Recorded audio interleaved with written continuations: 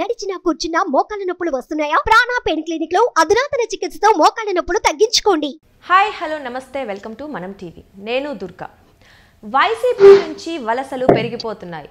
కొంతమంది టీడీపీకి వెళ్తుంటే ఇంకొంతమంది కాంగ్రెస్ పార్టీలో చేరుతున్నారు. అయితే తాజాగా ఎక్కువ మంది పవన్ కళ్యాణ్ పార్టీలో కలుస్తున్నట్టుగా తెలుస్తోంది. అయితే ఈ వార్తలపై స్పందించేందుకు మనతో లైవ్ లో ఉన్నారు ప్రముఖ అడ్వకేట్ రజనీ గారు. నమస్తే రజనీ గారు, వెల్కమ్ టు మనం టీవీ. నమస్తే అండి.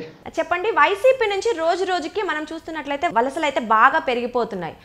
అన్ని పార్టీస్కి వెళ్తున్నారు, కానీ ముఖ్యంగా జనసేన పార్టీలోకి పవన్ కళ్యాణ్ గారిని ఎక్కువ మంది కలుస్తున్నారు. తాజాగా మనం చూసుకున్నట్లయితే వరప్రసాద్ గారు కానివ్వండి, ఆమచి కృష్ణమోహన్ గారు కానివ్వండి, ఇలా చాలా మంది నేతలు కలవడం జరుగుతుంది, వెళ్ళబోతున్నారు అనే వాదనలు కూడా చాలా వినిపిస్తున్నాయి. ఎందుకు, దీనికి కారణం ఏంటి? వైసీపీ పార్టీకి అసలు ఏమైందంటారు? ముఖ్యంగా నిన్న మొన్న ఎక్కడో ఒక పేపర్ కి సంబంధించండి, ఇండియా టుడే పేపర్ కి సంబంధించి ఒక ఇంటర్వ్యూ, ఫేస్ టు ఫేస్ ఇంటర్వ్యూలో గౌరవ జగన్మోహన్ రెడ్డి గారు చెప్పారు, ఇక నా గ్రౌండ్ వర్క్ అయితే నేను చేశాను, ఇక ఎటువంటి తీర్పు వచ్చినా దాన్ని తీసుకోవడానికి సిద్ధమయ్యాను, గెలవచ్చు ఓడవచ్చు అనే దాంట్లో ఒక సందిగ్ధం అనేది చెప్పేశారండి. అందులోనూ ఇంకోటి ఏంటంటే, రఘురామకృష్ణరాజు గారు వేసిన పిటిషన్ కానీ, హరిరామయ్య జోగయ్య గారు వేసిన పిటిషన్ కానీ, ఏదైతే సుప్రీంకోర్టులో నడుస్తున్న అశ్విని ఉపాధ్యాయ గారి కేసు కానీ, వీటన్నిటికంటే మించి రాజకీయ నాయకుల మీద ఉండేటటువంటి కేసులు ఏవైతే ఉన్నాయో త్వరితగతిన విచారణ జరగాలి.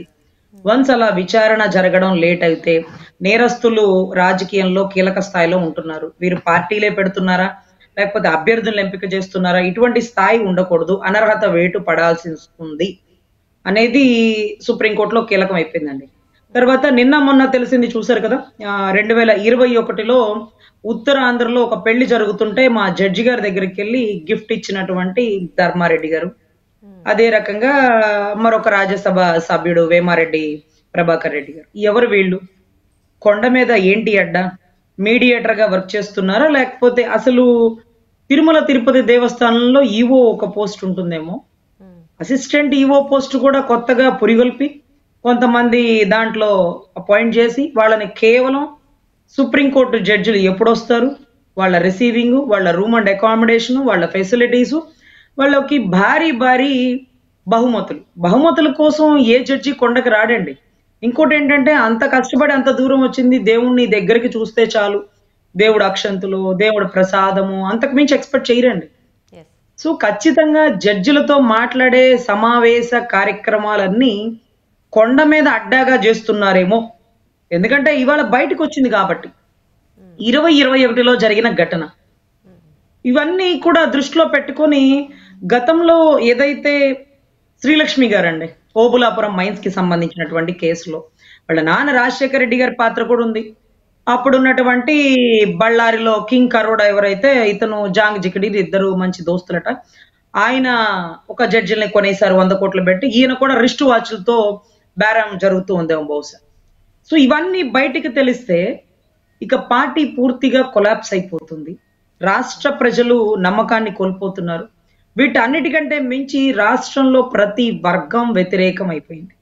ప్రజావేదిక పడగొట్టిన దగ్గర నుంచి, ఇసుక ఆపేసి భవన కార్మికుల నోటికాడ కూడు లాగేసిన దగ్గర నుంచి, ఏదైతే గవర్నమెంట్ ఎంప్లాయీస్ సిపిఎస్ విధానం రద్దు చేస్తాను అని చెప్పి దానికి మించిన జిపిఎస్ విధానాన్ని పెట్టి, అదే రకంగా ఎయిడెడ్ స్కూల్స్ ని తాకట్టు పెట్టి, ఏదైతే గవర్నమెంట్ మెడికల్ యూనివర్సిటీల్లో డిపాజిట్ల అమౌంట్లు తీసుకోవడం వల్ల వాళ్ళు కండక్ట్ చేయాల్సినటువంటి పీజీ ఎగ్జామ్స్ కూడా కండక్ట్ చేయలేని దౌర్భాగ్య పరిస్థితి తీసుకొచ్చారు.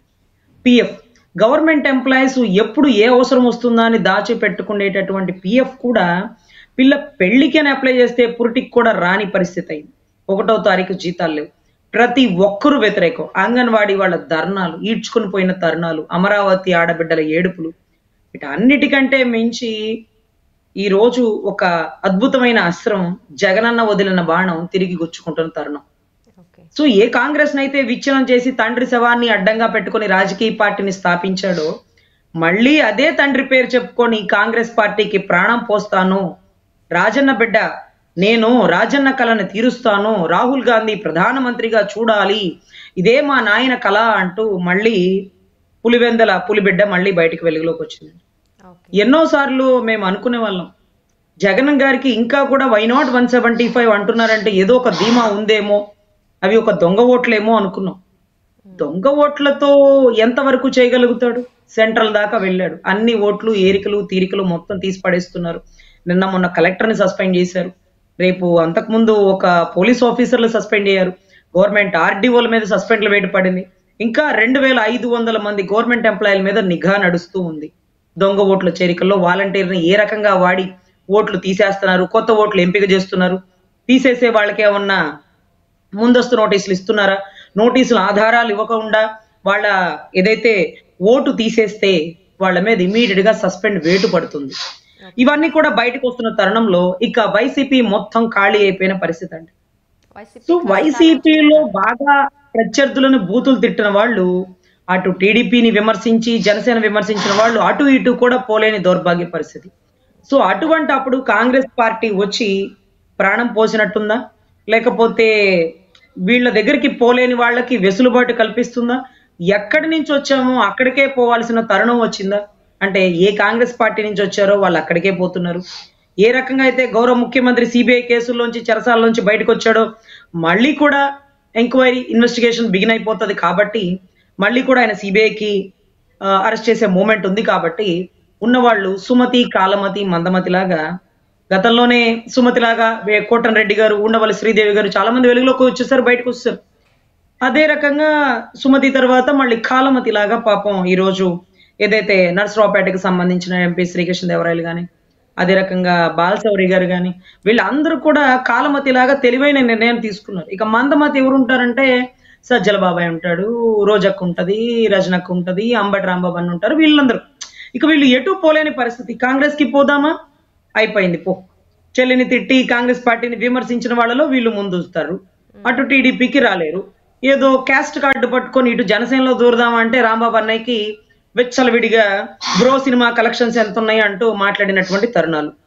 సో వీళ్ళకి ఎటు పోలేని పరిస్థితిలో ఉన్నారని. కానీ కాంగ్రెస్ పార్టీకి సంబంధించి అందరూ అటు వెళ్ళిపోతున్న తరుణంలో ఏదైతే ఇడుపులపాయ వరకు ఇచ్చాపురం నుంచి ఇడుపులపాయ వరకు పాదయాత్ర బిగిన్ చేసిందో షర్మిలమ్మ, సో ఆ పాదయాత్ర నేతృత్వంతో ఉండవల్లి అరుణ్ కుమార్ని గారిని కలవడం జరుగుతుంది, జేడి లక్ష్మీనారాయణ గారిని కలవడం జరుగుతుంది.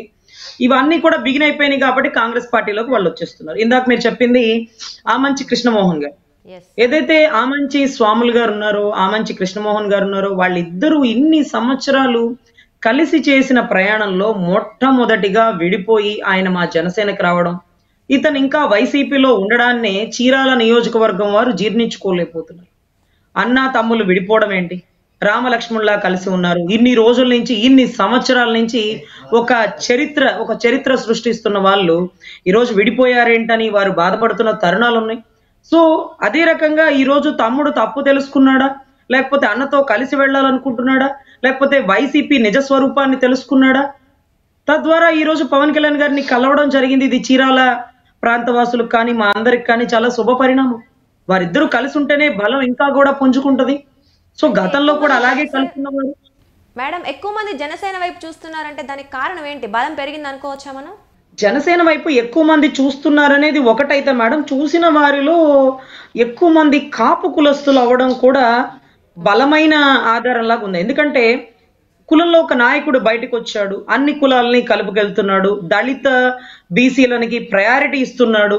సో వీటి అన్నిటినీ బేస్ చేసుకుని మనం బలాన్ని ఇవ్వాలి, పెద్దన్న పాత్ర పోషించాలని ఏదైతే గౌరవ పవన్ కళ్యాణ్ గారు రాసిన లెటర్ కి స్పందించి ఏది ముద్రగడ గారి సైతం కూడా ఈ రోజు జనసేన వైపు మొగ్గు చూడడం, ఈ రోజు బాలశౌరి గారు రావడం, ఈ రోజు ఆమంచి కృష్ణమోహన్ గారు స్పందించడం, పెద్ద పెద్ద వాళ్ళందరూ ఈ రోజు తలమానికంగా జనసేన వైపు రావడానికి గల బలమైన కారణం ఏంటంటే అన్ని కులాలని ఏక ప్రాతిపదికతో చూడగల ఒకే ఒక పార్టీ జనసేన పార్టీ అండి.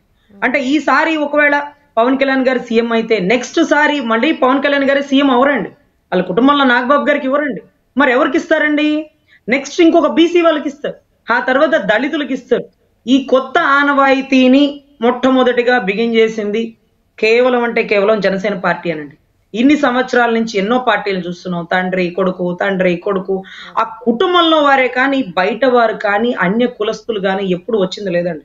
కానీ అన్నయ్య ఒక దృఢమైన సంకల్పంతో అన్ని కులాలకి ప్రాతినిధ్యం వహించాలా, అన్ని కులాలకి ప్రధాన పాత్ర పోషించాలా అనే ఒక ఉద్దేశంతో బీసీలను సైతం దళితులను సైతం అందరినీ కలుపుకెళ్ళి అందరినీ ఒక పెద్దన్న పాత్ర పోషిస్తూ ఈ రోజు ఖచ్చితంగా మనం అందరం ముందుండి వాళ్ళని పైకి తీసుకురావాలి, ఇదే ఒక దృఢమైన సంకల్పం అంటూ ఈరోజు దళితుల్ని బీసీలని ముఖ్యంగా ముస్లిం మైనారిటీలని కలుపుకెళ్తున్నటువంటి ఒక గొప్ప అభ్యుదయ భావాలతో ఉన్న పార్టీ అండి.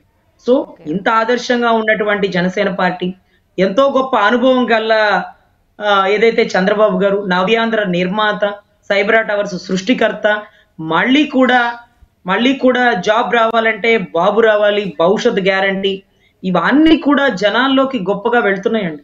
ఇద్దరు కలిసి చెప్పిన మాట రాష్ట్రానికి పడ్డ భోగిపేడ వీడిపోతుంది. అంటే శత్రువులు కూడా మిత్రులైపోతున్నారు. ఎందుకంటే దీనికి గల బలమైన కారణం అవతల వ్యక్తి జగన్ ని ఎదుర్కోవాలి. ఏదైతే జగన్ ని గద్దెదించడమే అంతిమ లక్ష్యం అనుకున్నారు, అది అతి తేలిక అయిపోయింది, అతి సులువైపోయింది. ఇంకా తొందరలోనే జగన్ గారు తప్పుకునే పరిస్థితి ఆవశ్యకత వచ్చిందండి.